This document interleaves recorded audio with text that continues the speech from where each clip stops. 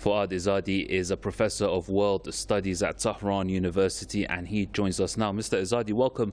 Why did the international community, in your opinion, leave the Palestinians alone in the face of what many say is a savage, ruthless and brutal regime?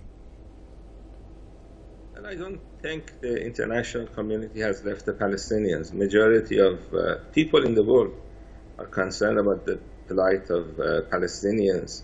We do have some governments that want to suppress Palestinian aspirations and help the Zionist regime. But these are the governments, not the people.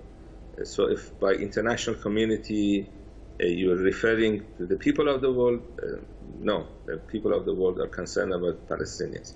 If by international community you're referring to United States and some European countries, and unfortunately some Arab countries, yes, they have abandoned the Palestinian cause. In the more recent years, the Arab countries not only have a good number of them, at least, not only have abandoned the Palestinian cause, they have worked very hard to establish relations with the Zionist entity. Countries like Saudi Arabia or Bahrain or UAE have done so in recent years.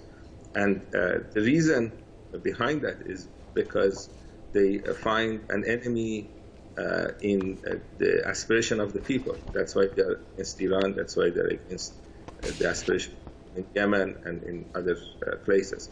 So we have an axis of resistance and we have an axis of oppression. And Palestinians obviously belong to the axis of resistance. And the kings and princes and people like Donald Trump and Netanyahu are working very hard to suppress them. And that's the current situation. And Mr. Izadi, what do you make of Iran saying it will continue to support the Palestinians, especially amid the US's so-called deal of the century? You know, the Palestinian cause was one of the main and very important goals of the Islamic Revolution. When the Islamic Revolution happened in 1979, helping the Palestinian people and fighting oppression, fighting the American oppression and the Israeli oppression was one of the main principles of the Islamic Revolution when it came to its foreign policy.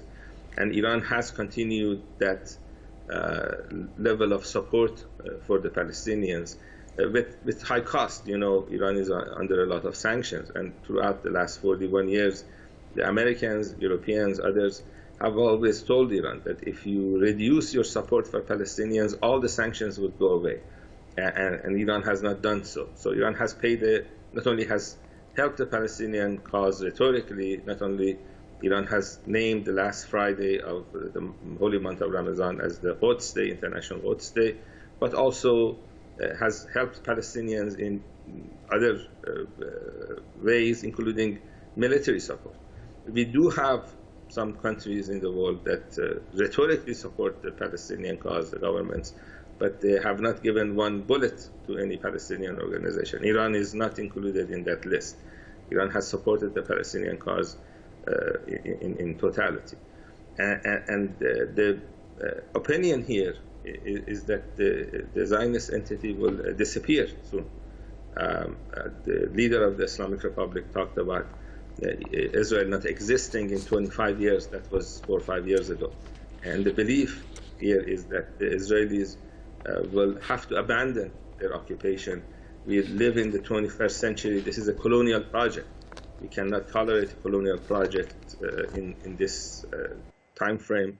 And it's going to end because of the mistakes that they make, including having someone like Netanyahu as prime minister.